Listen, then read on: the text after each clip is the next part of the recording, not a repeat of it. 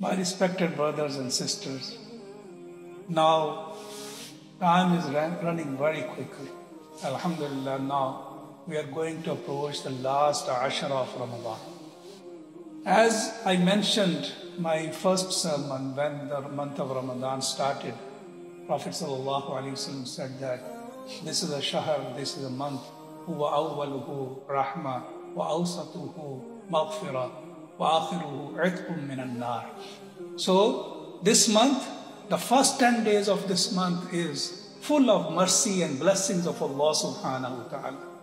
And the middle one, the next 10 days of Allah this month is maghfirah, forgiveness from Allah subhanahu wa ta'ala.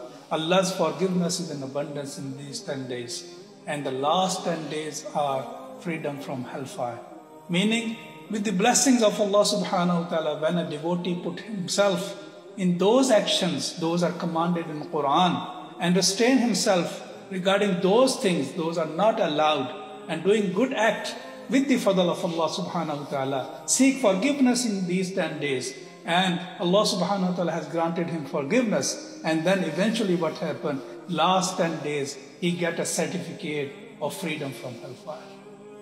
So these 10 days now is getting your result card, getting the certificate. You know what happened? When time is close to exam, so we work more hard. For example, if we plan any journey to go anywhere, back home to, so what happened? When 2 days, 3 days left, we become panic shopping. To buy this one, nothing can be left. So now this is a time of doing panic ibadah.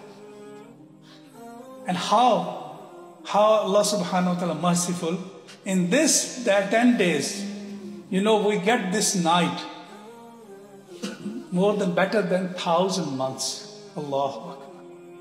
This is the time. Don't waste this time.